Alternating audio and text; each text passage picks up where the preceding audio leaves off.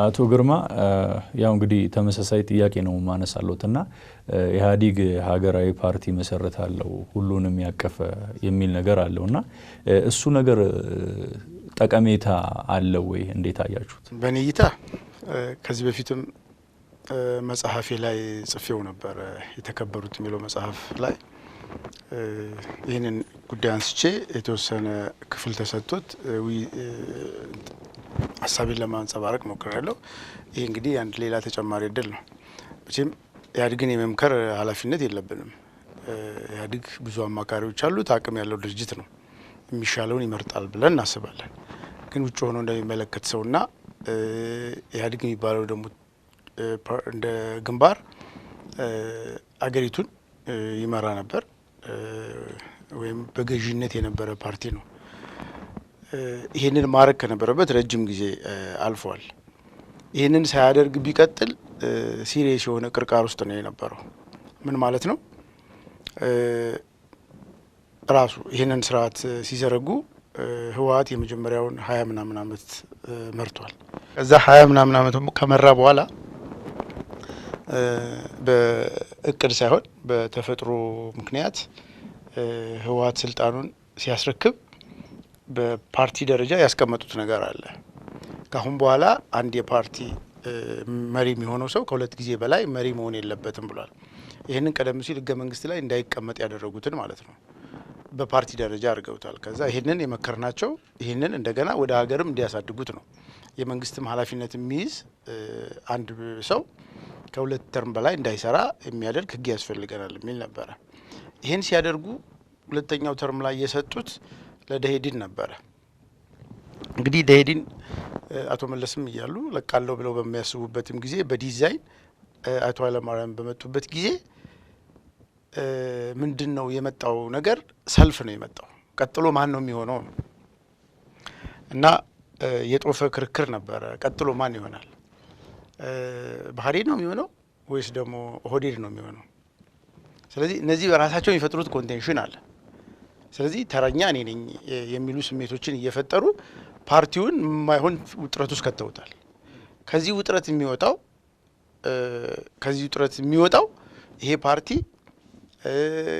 ከበሽታውም የሚድነው አንድ ሀገራዊ ፓርቲ ሆኖ ሰዎች በድርጅት ተራ ሳይሆን በአቅማቸው ሀገር የመምራት እንትናቸውን ሲያሳዩ መሆን አለበት የሚለው ምክረ ሀሳብ ከዚህ በፊትም ሲሰጥ የነበረ ምክረ ሀሳብ ነው።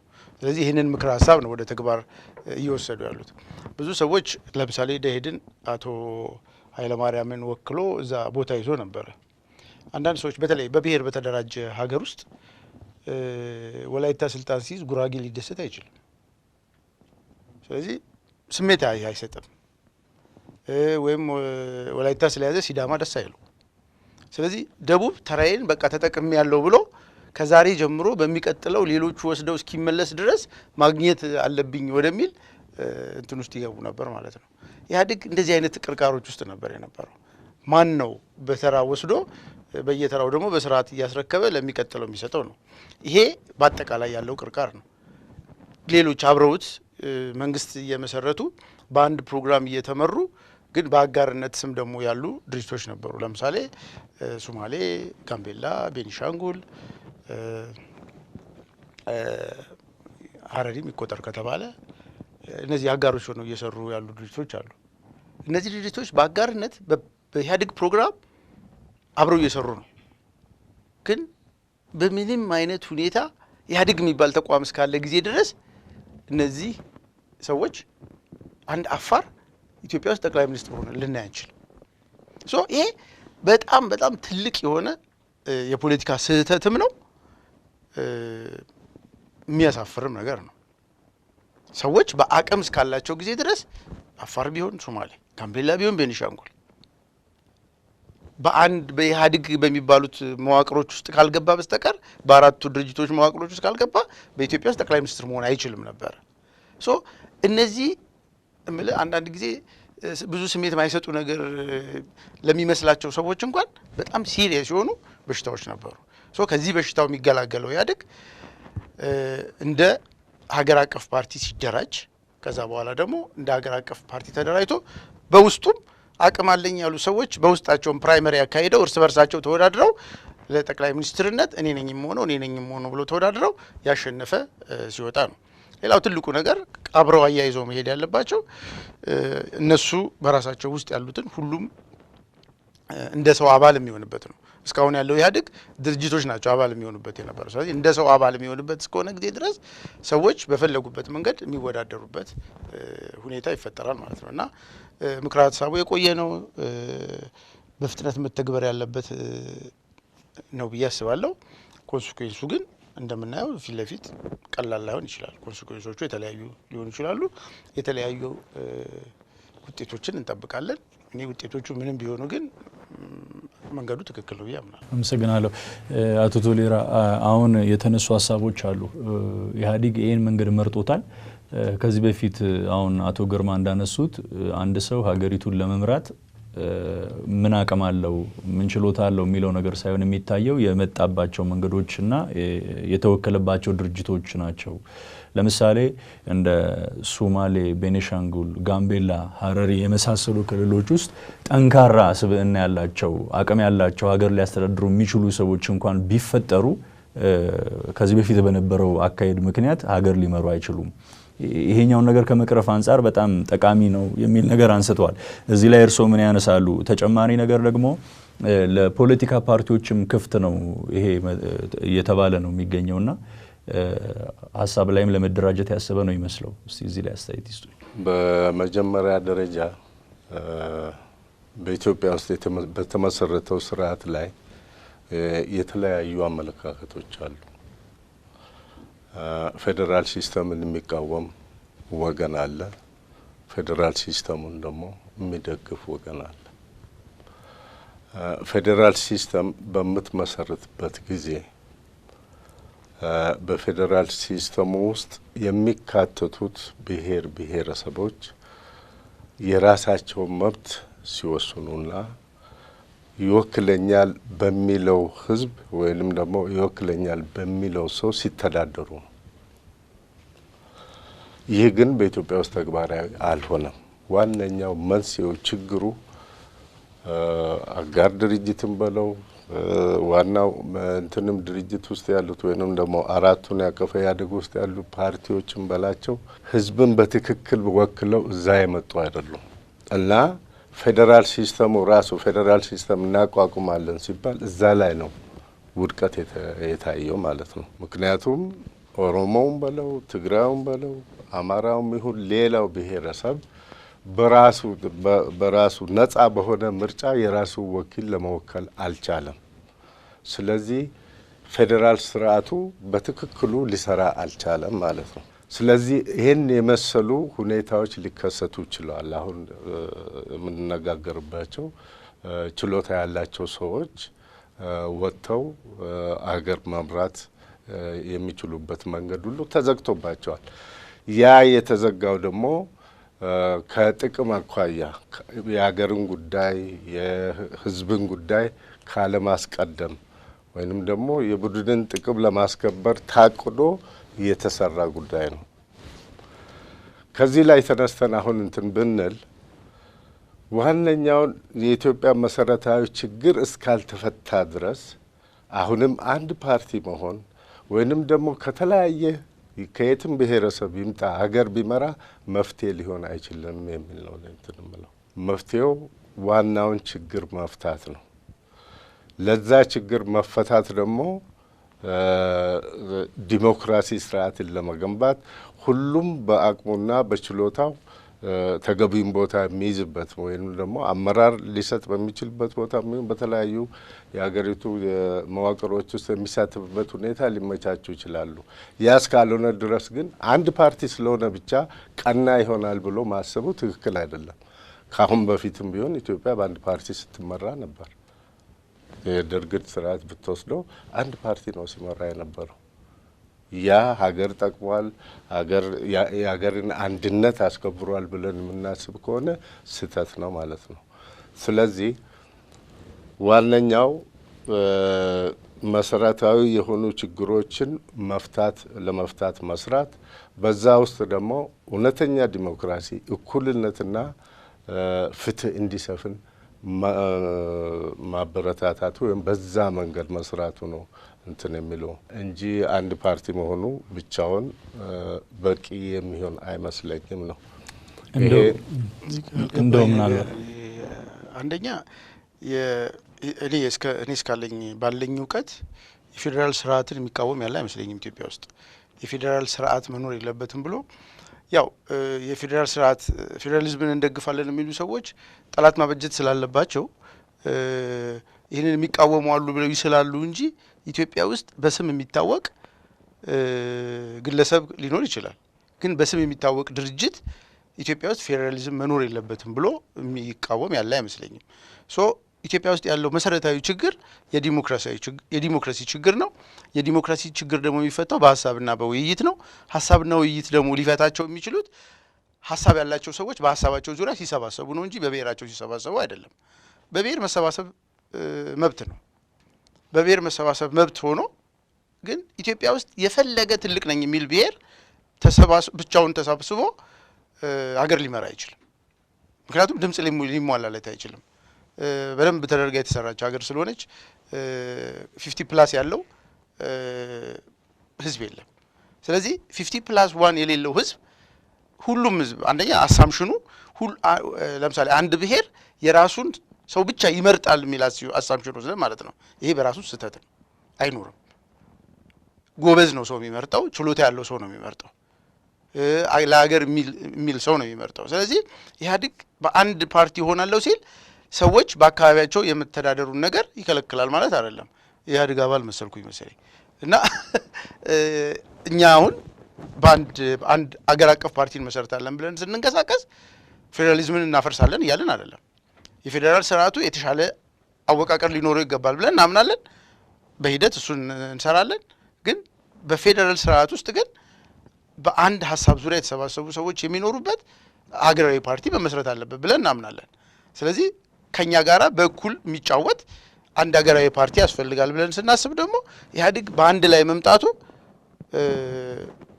ጥሩ ነው የሚል ነገር ነው ያለኝ እኔ እና አንድ ፓርቲ መሆን የፌዴራል ስርዓትን አይቃወምም። አንድ ፓርቲ መሆን አካባቢዎችን ለማስተዳደር እንትን አይከለክልም። ለምሳሌ ኦሮሚያ ውስጥ አንድ ሰው መወዳደር ሲፈልግ ኦሮሚያ ውስጥ ነዋሪ መሆን አለበት። የአካባቢውን ቋንቋ መናገር መቻል አለበት። ኢቭን ባይናገር ከፈለገ ሳይናገር እንኳን እዛ ውስጥ ሆኖ በእንግሊዘኛ ተወዳድሮ ግን አይመርጡትም። የመውደቅ ፕሮባቢሊቲው ሰፊ ነው የሚሆነው። ሰዎች ወደ ልባቸው የሚመጣው የአካባቢያቸውን ቋንቋ የሚናገር ስለነሱ ስነ ልቦናው ቅርባቸው የሆነን ሰው ይመርጣሉ። ስለዚህ ክልክል እንኳን ባይሆን የሚመርጡት የአካባቢያቸውን ሰው ነው። ስለዚህ ሰልፍ አድሚኒስትሬሽን እና ሰልፍ ሩልን አይቃወምም አንድ ፓርቲ መሆን። እኔ ክላሲካል ኤግዛምፕል በዚህ ጊዜ ብዬ የማስበው ለንደንን የሚያስተዳድረው ትውልደ ፓኪስታናዊ ነው። ስለዚህ ምንም ችግር የለውም። እዛ ያንን አካባቢ ለማስተዳደር ስነ ልቦናውን መረዳትና ማወቅ ብቻ በቂ ነው ብዬ ነው የማስበው። ኦኬ እሺ፣ እዛ ላይ የራሴን አስተያየት ልስጥበት። የሚቃወም የለም ለሚሉት የፌዴራል ሲስተሙን በብሔር መደራጀቱን የሚቃወሙ የሉም የሚለው ተቀባይነት የለውም። የፌዴራል ሲስተሙ በብሔር መደራጀቱን ከሚቃወሙት አንዱ እኔ ነኝ። እንግዲህ እዛ ላይ ነው ልዩ ፌዴራሊዝምን አይደለም የምንቃወመው። ፌዴራሊዝሙ እርስዎ እንዲቀጥሉ አቶ ግርማ ለማለት የፈለጉትን እኔ እንደገባኝ ላንሳው። ምንድነው ፌዴራሊዝም የሚባለውን ሲስተም የሚቃወም ኢትዮጵያ ውስጥ በድርጅት ደረጃ ላይ የለም። የፌዴራሊዝም አይነቱን ግን የሚቃወሙ አሉ። ለምሳሌ የብሔር ላይ የተደራጀ ጂኦግራፊ ይሁነን የሚሉ ሰዎች አሉ። እዚህ ላይ ነው ልዩነቱ ለማለት ያህል ይመስለኛል። ኦኬ ገባኝ። ኦኬ ይሁን፣ በዛ መንገድ ቢሆን እንግዲህ አሁን ወደ ኋላ መመለስ አለብን። በኢትዮጵያ ውስጥ ችግሮች ምንድን ናቸው የሚለውን ነው ማነሳው። በኢትዮጵያ ውስጥ ዋነኛው ችግር የሆነ እንኳን አመሰራረቷ ነው። የኢትዮጵያ አመሰራረት ነው። በኃይል በጉልበት የተመሰረተች ሀገር ናት። በኃይል በጉልበት ተመስርታ ሌሎችን በብሔር ስትጨቁን፣ ስርዓቱ ብሔሮችን ሲጨቁን የነበረ ነው። የአንድን ብሔር የበላይነት በማንገስ በሌሎች ላይ ጫና በመፍጠሩ ነው። ይህ በኢትዮጵያ ውስጥ በመከሰቱ ደግሞ ዋነኛው የኢትዮጵያ ሕዝብ ትክክል እንዲሆን ሆኖ የቀረበው የብሔሮች መብት ይከበር የሚል ነው። እንግዲህ የብሔር መብት ይከበር ስትል በብሔር ነው የምትደራጀው። ኦሮሞ በኦሮሞነቱ ተደራጅቶ ይታገላል፣ ሌላውም እንደዚሁ ይታገላል ማለት ነው። አሁን ይሄኛው በደርግም ስርዓት መልስ ስላጣ ችግሮቹ እየተባባሱ ሲመጡ ኢህአዴግ ይሄንን ለማስታገስ በማለት የብሔሮችን መብት ወይንም ትግል ለማቀዝቀዝ ሲባል ይህ መብት እንዲከበር አደረገ፣ አወጀ ማለት ነው። ያ ማለት የብሔሮች መብት ተከበረ ማለት አይደለም። ለሌላ ፌዴራል ስርዓቱን በብሔር መልክ ቢቀየስም ትክክለኛ ያልሆነ ህዝብን ከህዝብ የሚያጋጭና የቲፒኤልኤፍን የበላይነት የሚያቆይ ሆኖ ስለተሰራ ችግሮቹ ቀጣይ ሆኑ ማለት ነው። ስለዚህ የብሔር ጥያቄ መልስ ስላላገኘ ትግሉ አሁንም በዛ መልክ እየሄደ ነው። ያንን ሳትመልስ ዝም ብለህ አንድነት ስትል ልትፈጥሮ አትችልም። ስለተመኘኸው ልትፈጥሮ አትችልም። ሁኔታዎች መኖር አለባቸው። ለምሳሌ አቶ ሰይፉ አሁን እንዳለው በለንደን ከፓኪስታን የመጣ እዛው ተወልዶ ያደገ ወይንም ደግሞ እዛው ያደገ የለንደን ከንቲባ ሆነ ነው። ያ ምንድን ነው ያስቻለው? ስርዓቱ ታችኛው ያለው ስርዓት ዲሞክራሲ የሆነ ስርዓት እየተመሰረተ እየተገነባ መጥቶ ሰዎች እኩል በብሔራቸውም ሆነ በእንትናቸው የማይጨቆኑበት ስርዓት መመስረት ስለቻሉ ነው። አሁን እዛ ለንደን ፓኪስታን ሲሆን ስኮቲሹ ራሱ መርጦት ይሆናል፣ አይሪሽ መርጦት ሊሆን ይችላል፣ መርጦት አለ። ለምንድን ነው? ያ ሰው በብሔራቸው ምንም ሊያደርጋቸው እንደማይችል እኩልነትና ፍትህ የሰፈነበት ስራ ስለገነቡ ነው። በሀገራችን ውስጥ ግን እዛ ደረጃ አልደረስንም ነው። አሁን ኦሮሚያ ውስጥ ነዋሪው አብዛኛው ኦሮሞ ነው፣ ወይም ደግሞ የኦሮሞ መሬት ነው ብለን ነው የምናስበው። የኦሮሞ ህዝብ በኦሮሚያ ላይ የበላይነቱን ማስከበር አለበት ነው።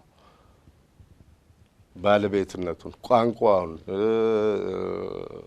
ባህሉ መከበር አለበት፣ በማንነቱ መኖር አለበት በመሬቱ ላይ የሚል አስተሳሰብ ነው የምናራምደው። ያ ማለት ደግሞ ኢትዮጵያን ይምራ ማለታችን አይደለም። 60% ይሁን 70% ቢሆን ኢትዮጵያ መምራት አለበት ብለን አናስብም። እኛ ኢትዮጵያ መምራት ያለበት የኢትዮጵያ ህዝቦች የመረጡት ሰው መሆን አለበት። ግን በራሱ አካባቢ ላይ ግን እሱ በማንነቱ እንዳይኖር ተጽዕኖ ለማድረግ የሚፈልግ የሀገር ባለቤትነቱ እውቅና መስጠት የማይፈልግ በቋንቋው እንዲማር እንዲናገር እንዲኖርበት የማይፈልግ አስተሳሰብ ያለው ሰው ግን በዛ ውስጥ ይመረጣል ብሎ ማሰብና የኦሮሞ ህዝብም ይመርጣል ብሎ ማሰብ ትክክል አይመስለኝም። ስለዚህ በእርግጥ ፌዴራል ስርዓት ትክክለኛ ፌዴራል ስርዓት የሚመሰረት ከሆነ ለማንኛችንም ጠቀሜታ አለው። ያ ማለት ደግሞ ሁሉም እንትን አገር ይመራል ማለት አይደለም። የራሱ በውይይት በእንትን ዲሞክራሲያዊ ስርዓትን በማዳበር የምታወጣው ነገር ነው። እዚህ አንጻር እንግዲህ ምሳሌ ሊሆኑን የሚችሉ ሌሎች ሀገሮችም አሉ። ፌዴራል ሲስተም በብሔር በማንነታቸው ተደራጅተው አገር እንዴት እንደሚመሩ በራሳቸው አሬንጅመንት ዲሞክራሲ ስርዓት መስርተው እንዴት በተራ ሀገር እንደሚመሩ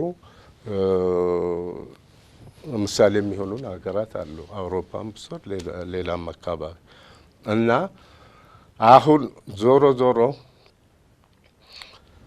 ፓርቲዎች በፌዴራሊዝም ስርዓት የሚያምኑ ፓርቲዎች በአንድ ወገን መሆን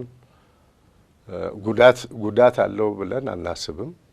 ጠቀሜታ አለው። ህዝቡንም ከውዥንብር ያድናል። 10 ፓርቲ ሆነ አንድ አይነት እንትን ይዘ ከመሄድ በአንድ ፓርቲ ስር ተደራጅተህ እንትን መሄድ አለበት። ግን አገራዊ ፓርቲ ሆነ የህዝቡን ጥቅም የማታስከብር ከሆነ አሁንም